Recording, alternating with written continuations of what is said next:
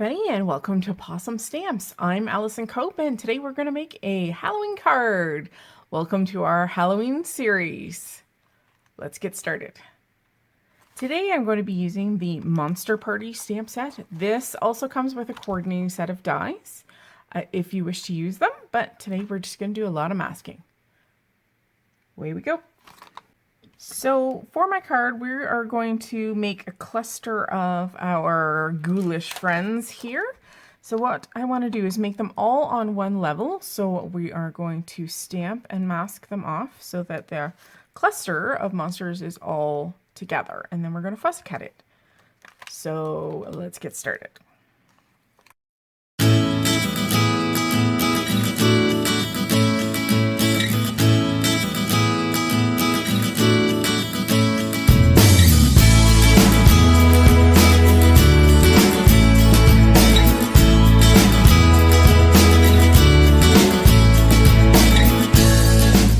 Now that we've got a mask all cut out, I'm just going to slip that over top of our image. And you don't have to cut out that entire image. I just cut down his sides because I figured that might be the only place where things are going to overlap. So I saved myself some time. Okay, let's put in another monster here. And he's quite tall. He's got the cutest horns. Okay. And we're going to stamp him. And then we're also going to do the same thing and create a mask. Because we still got a few more monsters to put on the card.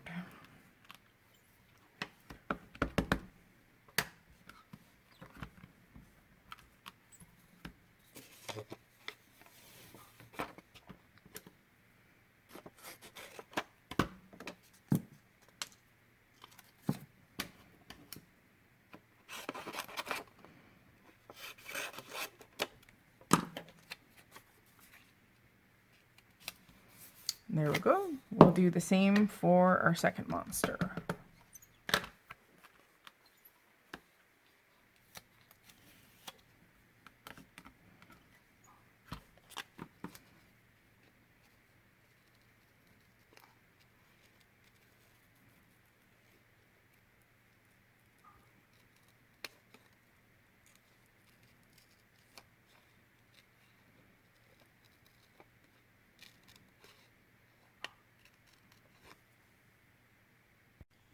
Alright, we have got our second mask, and we're going to put that on our little fella.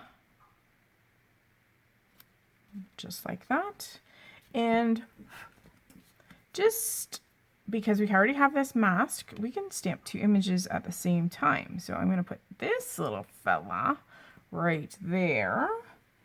And we're going to put this funny little fella. And you know what? Maybe we'll kind of put him like such. Again, I am going to cut this whole little cluster right out, so I'm not worried that things aren't centered or anything like that. He's kind of cute with that one eye there. Okay. There we go, so we can actually stamp both of these at the same time.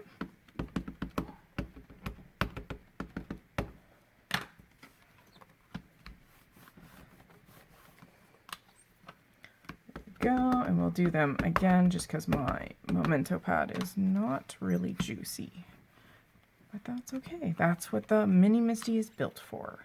Perfect. And now we have our little cluster, and we are going to cut them out. Now I do need one last little fella to complete our card, and because we are going to cut this out, I am going to see if he will fit anywhere. He will. So we will actually stamp him up there too, because I am going to fussy cut him out separately from the bunch. So this works out good. So we'll just pick him up and stamp him, and then we'll get to our coloring. Again, I'm going to do him twice. All right, let's go to the coloring. for the coloring of my hairy little critters, I am going to use Copic Markers, and I am going to put it on fast mode, and I will have a picture of all the colors that I used at the end of the video for you so that you know what markers I've used. So let's get coloring. I'm going to use some nice vibrant colors because we're going to create a dark background for these guys to be standing on. So away we go.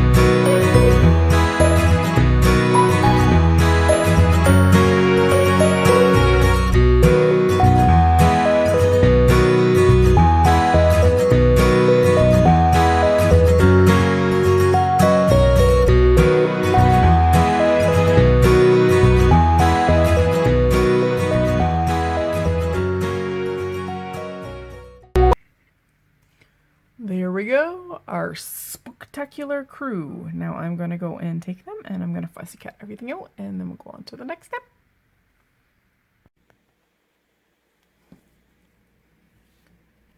So I've got all of our little fellows all fussy cut out. After I cut everything out, I used my W5 Copic marker and I went around all of the edges from the back. And what this does is it just covers up all that white core of the paper and it just makes your finished product just look a little bit cleaner.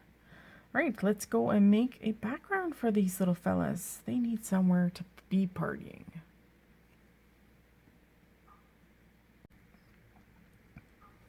So I've got a card front panel for an A2 size card that my little critters are going to go onto. And I've masked off about, I don't know, 3/8 of an inch off of all four sides because I want a white border when I'm done. And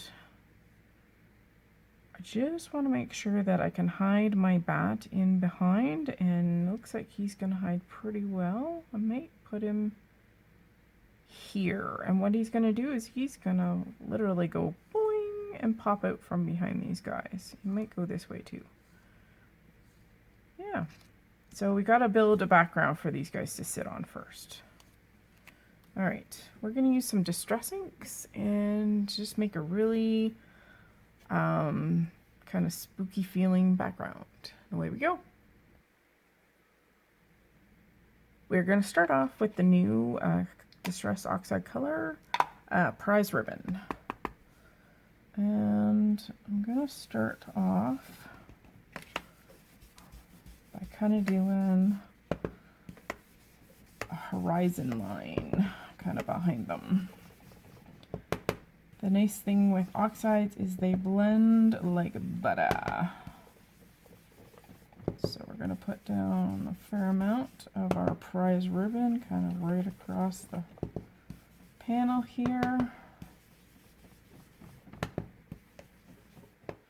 Making sure to go all the way to the edges.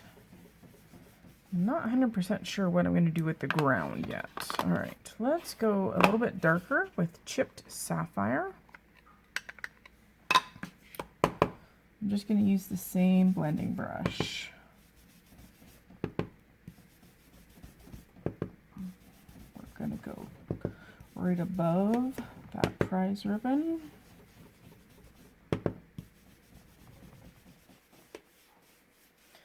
Do a little blending.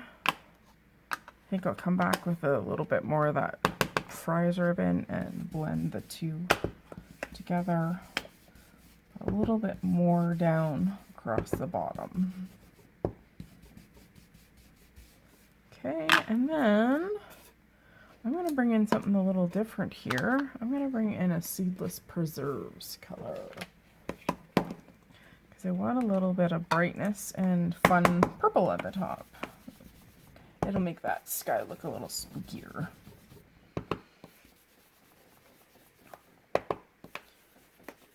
So again, this stuff is fabulous. It blends so quickly. Blend it right into that chipped sapphire. A little bit of overlap, and that'll look great.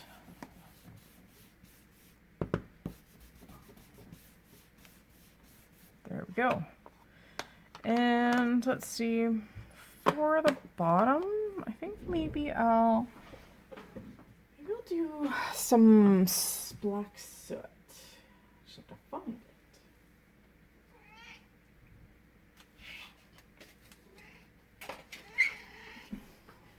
it.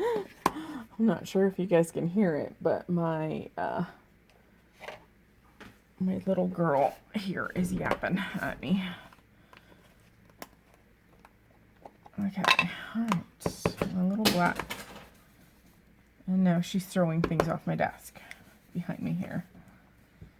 Black soot on the bottom. And again, I'm not worried about like having a level ground looking type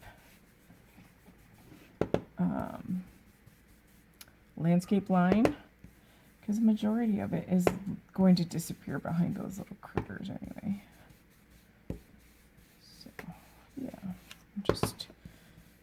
get a good rich color and ink saturation, and there we go. I think that looks good. All right, there's our background, and to add a little bit of interest, I am going to use this is just a little spray bottle from Tim Holtz, I believe, and I'm going to do a fine mist across it. And let it sit for 2 seconds, and dab it off. There we go. And what it does is it just adds a tiny bit of interest to the background. And it's that simple. Okay, let's do a reveal. Peel off our tape today.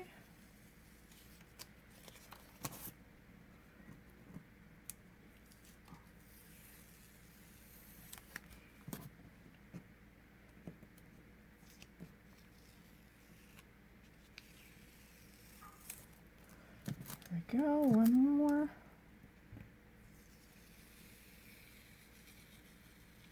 Voila. All right, now let's go and plan our moving parts. All right, so our little guys are all ready to go. And what we need to do now is to basically attach this little guy so that he has a little tract to go up and down from behind these guys. So let's see. I'm gonna grab a pencil here. I'm hoping I can see enough of the pencil mark.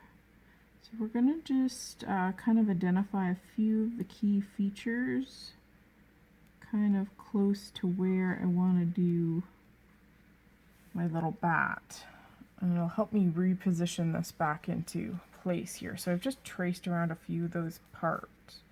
We know we want to fit him so that he kind of sits in behind that, so we know his starting point, and we need to get him out here.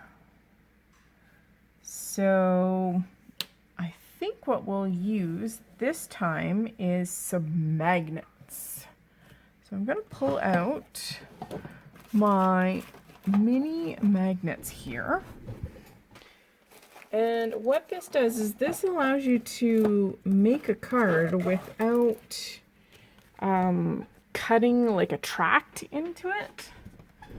So I'm going to take these magnets, and they come with their own little adhesive sheet, which is this.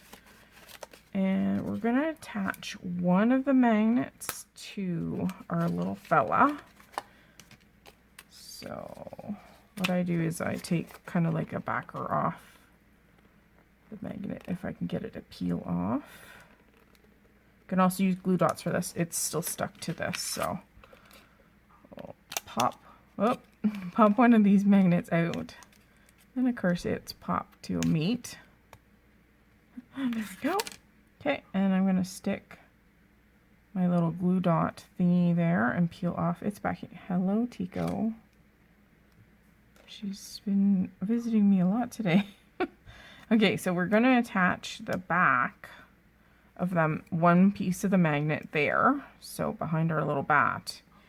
And what we need to do is to make some kind of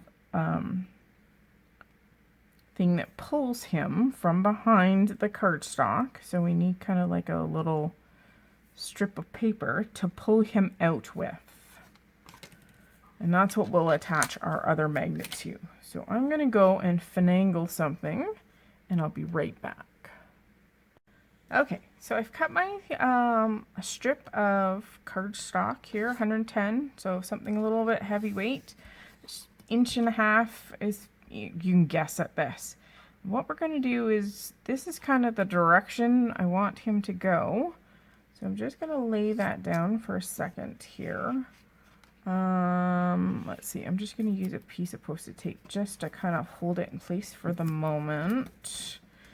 And I'm going to go and flip it backwards, and then I'm going to use my ruler, and I'm going to use the edge of that paper and get a line, so I kind of know where I want it to travel. This is just so that I know I can see it. Okay, so there's the track that I want it to follow. So I know that we've got to use some foam tape to aid us in making that tract. Okay, so we can take this off now. And basically all I have to do, and we're going to do this like really simply here, I'm going to take, and you only need a single layer. I've got our trusty dusty foam tape here. And I'm going to start by just taking that foam tape, and you know what, I need to give it just a little tiny bit of leeway, not too much. So I'm just going to run it next to our tract, and I'm going to go all the way off, and then I'm going to trim it right at the edge because it will make it easier. Okay. So I'm going to go down the other side, and then we have to figure out,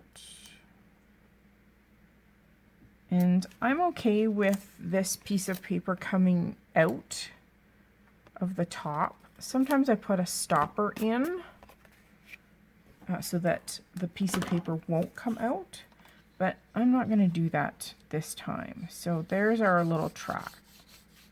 Okay. So we are going to put a bottom on this. We need it to kind of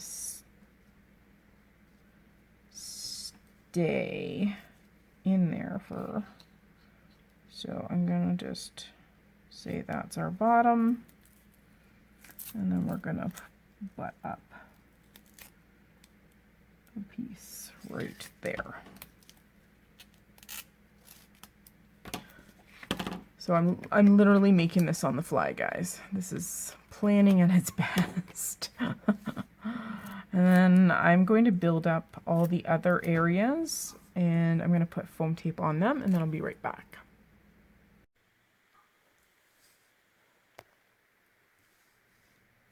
Okay, so I have covered the majority of the back.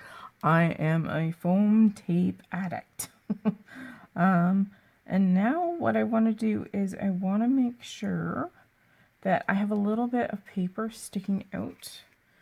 So what I'm going to do is I'm going to take my ruler, and I'm going to actually use like the marks on the ruler to help me line it up, number one, with the top of my cardstock. So I'm just using like the 1/8 marks just to line it up with my cardstock. And that will allow me to put, actually I need a little bit more. Maybe I'll use the half. I'll use the half marks, line it up with the top of my cardstock piece. Sorry, I'm just trying to adjust here, and I'm going to just make a mark, and that way I know that cardstock is on the same exact angle and it will match my card. I'm just going to use my trimmer here and line it up very quickly, and voila. So now this tag will sit down. There we go. And now what we need to do is we're going to put our little bat in the lowest position, or the position where I want him to hide. We're going to tape him in place for the moment because I need to position the magnet in the same spot on my tag. And how we do this is that we take out another magnet. You're literally going to drop it in place, and that's where the magnet is on the back of our bat. And so we're then going to take one of those glue dots again, and this one is stuck in the paper, and I'm going to carefully, you have to put it on the opposite side of the magnet. And I'm going to let it, see the glue dots there? Okay. And then what you do is you position your tag in its lowest position, and voila. Now it's attached to the bat at his hiding position. Like such. Okay, so watch. Now the magnet will pull him up as if he's flying across the sky. There we go. And you have to do this a few times. And it'll be a lot easier because when it's stuck down, that the tag or the pull strip, it's going to be a lot easier to move. There we go. So there, he's going to fly. Okay. So we'll put him down. Now the next thing we need to do is we need to attach the front guys, but we need to make sure that I don't attach him anywhere where that bat needs to fly up from behind. So I can't put any like foam tape in behind this area because we need to accommodate his wings. Okay, so I'm going to find, actually I'm going to do one little trick. So we're going to pull that off for 1 second. I hope I can get a little bit of this pencil off the background, and if not, oh well. It's a little bit better. Okay. So we'll put him back like such. Okay, make sure that our tag is right to the bottom. Okay, and now we have to get creative here.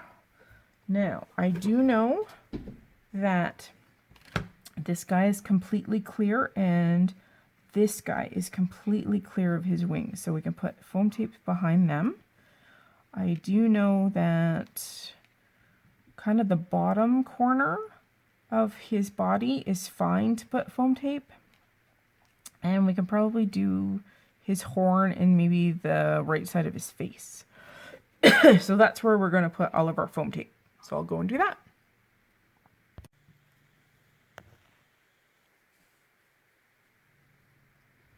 Okay, so I've put on all of my foam tape in those positions, and now I'm just going to take the backer paper off of all those pieces. I even put a little bit on the purple guy's feet here, just because they're so finicky. I wanted to make sure that they were adhered down, and of course they weren't going to interfere, so. Come on, little fella. Alright. Okay, and then we just position our gang over top. There we go. Give it a good press down. And, alright, let's see if this works. And there he is, our little bat friend to join the gang. So I will put him down. Oh, he's sticking up, so. Whoop. There we go. And he's fallen out of the track, so I'm going to attach this to a card base, and that's going to solve that problem. He's not going to jump out. All right. And I think I will stamp on a greeting, or I'll put on a 3-dimensional greeting at the bottom, so because you don't want to get in the way of the top. And we'll call this card done. So thanks for joining me today. I hope I've inspired you to create color and have fun with card making. Join me again soon.